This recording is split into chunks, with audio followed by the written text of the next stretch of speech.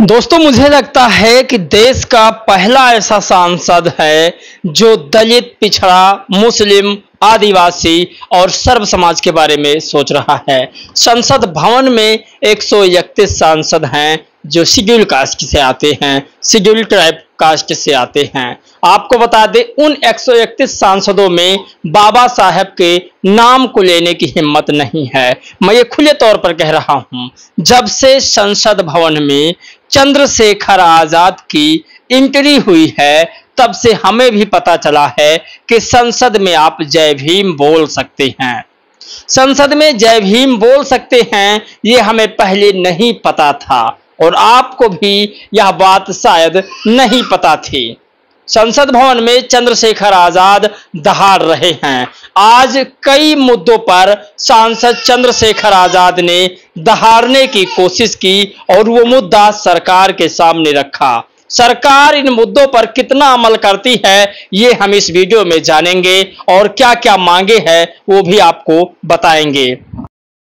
दोस्तों नमस्कार, मेरा नाम पराग है और आप सभी का एक बार फिर से बहुत बहुत स्वागत करता हूं। संसद भवन का सत्र चालू है। संसद भवन में तमाम सांसद हैं, यानी कि लगभग 403 सांसद पूरे देश के, और इन सांसदों की एक ही मांग है।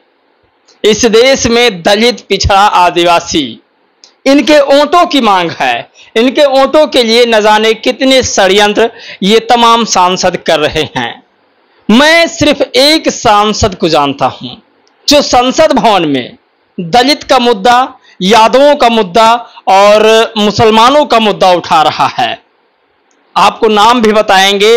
अभी तक अखिलेश यादव जी ने भी उस मुद्दे को नहीं उठाया है संसद भवन में। आप कल्पना नहीं कर सकते कि खासकर अपने समुदाय की बात यदि संसद भवन में न रख पाओ तो आपको सांसद होने पर लानत है।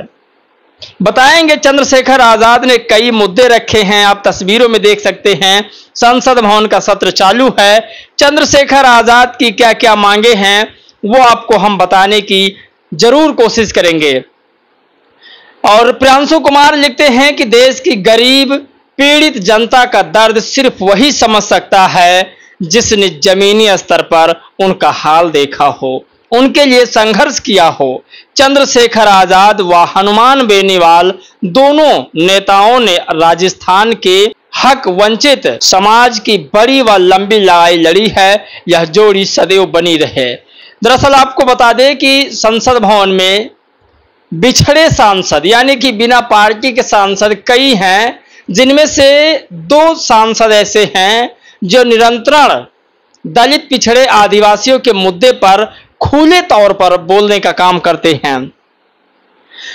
हिमांशु वाल्मीकि हैं, इन्होंने जो लिखा है उसी बात को चंद्रशेखर ने संसद भवन में कहा है। चंद्रशेखर की संसद में क्या बातें हुई है वो आपको वीडियो में के माध्यम से दिखाएंगे, लेकिन हिमांशु वाल्मीकि, कुछ वाल्मीकि तो चंद्रशेखर का विरोध कर रहे हैं, पुतला फूंक रहे हैं, और कुछ वाल्मीकि समाज के लोग चंद्रशेखर को समझ रहे हैं, बहन जी को समझ रहे हैं, उनके साथ जा रहे हैं।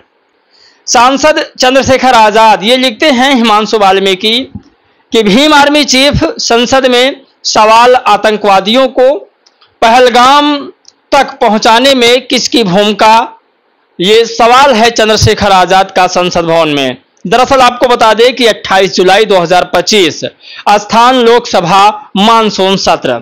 आज लोकसभा में ऑपरेशन सिंदूर और पहलगाम आतंकी हमले पर चर्चा के दौरान माननीय सांसद एडवोकेट चंद्रशेखर आजाद नगीना ने सरकार से कई तीखे और तथ्यपरक सवाल पूछे। उन्होंने सेना के शौर्य को सलाम करते हुए आतंकवादियों की घुसपैठ, सुरक्षा एजेंसियों की विफलता, खुफिया इनपुट, शहीद नागरिकों के मुआवजे, ड्राइवर मजीद खान की शहादत, सीज फायर की नीति और पाकिस्तान को IMF से हुई आर्थिक मदद जैसे मुद्दों पर सरकार की जवाबदेही तय करने की मांग की है। उन्होंने कहा, इतने सुरक्षा बंदोबस्त के बावजूद आतंकवादी पहलगाम जैसे संवेदनशील इलाके में कैसे पहुंचे?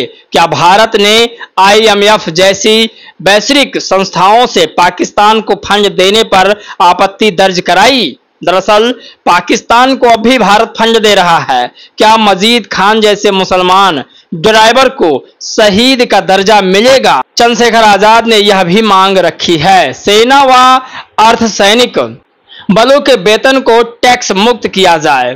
बैटल ऑफ ऑनर में सम्मानित चमार रेजिमेंट के साथ ही Gujjar regiment, Mehtar regiment, Yadav regiment की पुनः बहाली की जाए। पीओके पर कार्रवाई के लिए ठोस रणनीति बनाया जाए। उन्होंने कहा कि देश एकजुट था, सरकार के पास जवाब देने और कार्रवाई करने का सबसे अच्छा अवसर था, लेकिन इसे चूक दिया गया।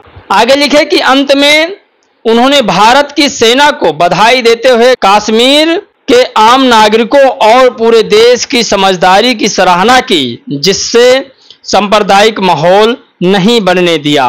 दरअसल आपको बता दें कि सांसद चंद्रशेखर आजाद कई मुद्दों पर आज सवाल खड़ा कर दिए संसद भवन में। पहले थोड़ा आप क्लिप देखिए। सरकार के नेताओं की भाषा देखिए। कर्नल सोफिया कुरैशी के बारे में किस तरह के शब्द यूज किए गए, इन पे भी हमें चिंता करनी चाहिए।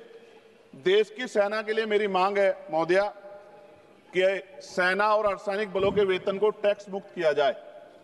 बैटल ऑफ ऑनर से सम्मानित, क्योंकि ये इस समय ऐसा विषय चल रहा है कि देश की सेना पे हमें गौरव है, गर्व है, लेकिन जिस तरह से आतंकवादी गतिविधियां बढ़ी है, मेरी मांग है कि बैटल ऑफ ऑनर से सम्मानित चमार रेजिमेंट को बहाल किया जाए, गुजर regiment, Mehtar regiment, Yadav regiment बनाई जाए, क्योंकि देश का जो किसान का मेरा उसके अंदर देश का जो गांव में रहने वाला जो व्यक्ति है उसके अंदर देश प्रेम का जज्बा बहुत जबरदस्त है।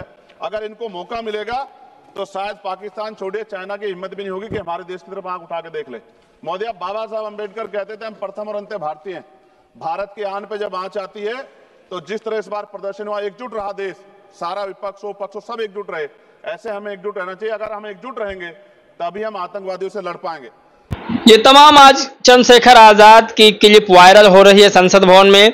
आज लोकसभा में ऑपरेशन सिंदूर और पहलगाम आतंकी हमले पर चर्चा के दौरान अपनी बातें रखते हुए सांसद चंद्रशेखर आजाद, आपको बता दें कि सांसद चंद्रशेखर आजाद ने अहिर रेजिमेंट की बात कही, यादव और गुज्जर रेजिमेंट और मेहतर रेजिमेंट, साथ में चमार रेजिमेंट को भी बहाल करने की बात कही। और आपको बता दें कि बहराइच में जब चंद्रशेखर आजाद आए हुए थे तो उन्होंने कहा कि अखिलेश यादव जी के सांसद ने आरक्षण पदोन्नति बिल को फाड़ा था। यदि मैं उनकी जगह पर होता तो आरक्षण पदोन्नति बिल को मजबूत करता, दलित पिछड़े को और मजबूती देता, साथ में पिछड़ों के भी आरक्षण में प्रमोशन का प्रावधान करवाता, लेकिन उनकी मंशा कुछ और थी। दरअसल ये सबसे बड़ी आज की खबर है जो वायरल हो रही है। संसद भवन में कई सांसद हैं जो एक एक करके बोल रहे हैं, एक एक लोगों का समय भी मिल रहा है बोलने का, लेकिन शायद दलितों के मुद्दे, पिछड़ों के मुद्दे को उठाना सही नहीं समझते हैं। इकलौते सांसद चंद्रशेखर आजाद हैं जो संसद भवन में भारी भारी हुंकार भर रहे हैं। आप कल्पना नहीं कर सकते चंद्रशेखर आजाद की क्या यह मांगे पूरी होगी या नहीं।